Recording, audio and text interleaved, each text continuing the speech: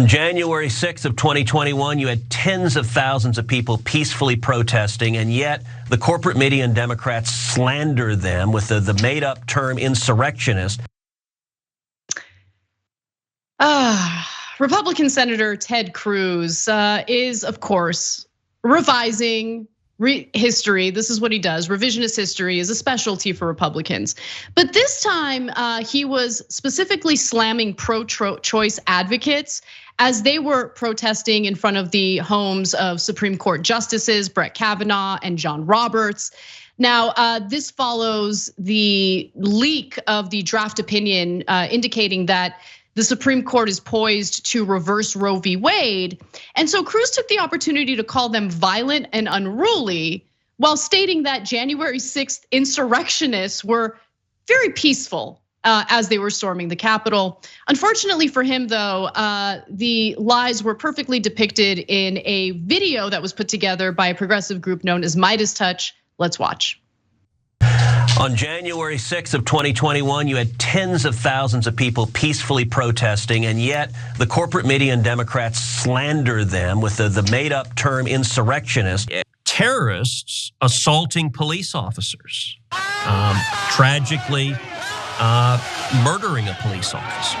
We see a violent assault on the Capitol. We see terrorists breaking onto the floor of the Senate chamber and the floor of the House. We're approaching a solemn anniversary this week, and it is an anniversary of a violent terrorist attack on the Capitol.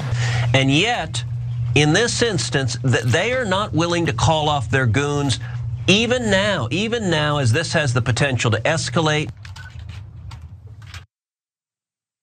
So I love that video because of how it shows Ted Cruz, pretty close or soon after the riots took place on January 6th, essentially condemning them.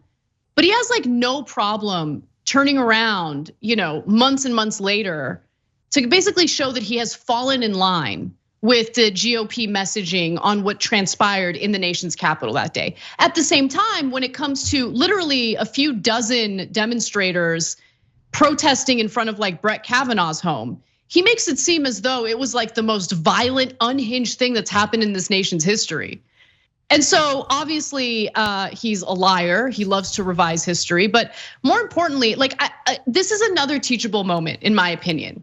It shows the difference between Democrats and Republicans, because if you don't fall in line with mainstream Republicans, they'll beat you down until you do. To the point where he's not condemning what happened on January 6th anymore. He's pretending like it was a totally peaceful situation and everything was great. It is incredible stuff. Yeah, so, and as usual, unfortunately, this story has an annoying turn to it where the Democrats helped Ted Cruz with his messaging. Because today they passed a bipartisan bill saying that you can't protest in front of the Supreme Court members' houses. And all the language, including from the Democrats, was talking about violence, and you saw there Ted Cruz referring to violent goons and terrorizing, etc. I just want to be clear: there was absolutely no violence in front of the Supreme Court justices' homes. You know me, I've said this 100 times. I don't like the protests in front of homes. I think it hits a little too close to home, right? I'm worried that things are going to devolve, but we should be clearer.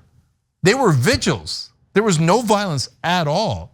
Whereas on January 6th, there was overwhelming violence. So look, guys, it's not partisanship. It's actually factual to say that Republicans are liars. They keep telling you January 6th was no big deal. A number of Republicans in Congress have said they were just tourists, they were visiting, it was no big deal. They're political prisoners, they're heroes, etc. You've seen the videos hundreds of times with your own eyes, and you heard the chant of hanging Mike Pence.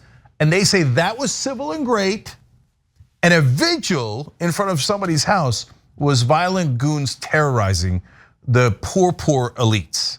So they're just notorious liars. Yeah, that's exactly right.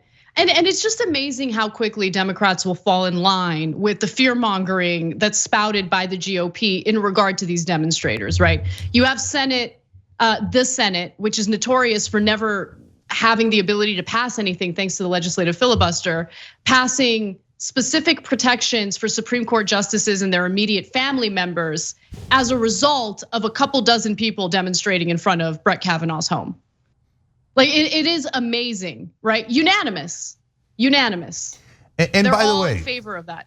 And there are people on the right and left, mainly on the right, but Tim Pool claims there's people on the left who are swatting him. Swatting is sending a SWAT team, and it could actually get you killed. It's super dangerous things that happen in people's homes all the time. Congress couldn't give a rat's ass because nobody, whether it's Tim Pool on the right or anyone on the left, and I know people and they don't want their names out there that have been swatted on the left, tons of them all the time, okay?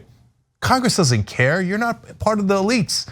The minute it's part of the elites, they're like 100-0. Oh my God, did you know people are coming to people's homes? I've never heard of this. Oh my God, the elites. 100-0. They swung into action instantly. That's right.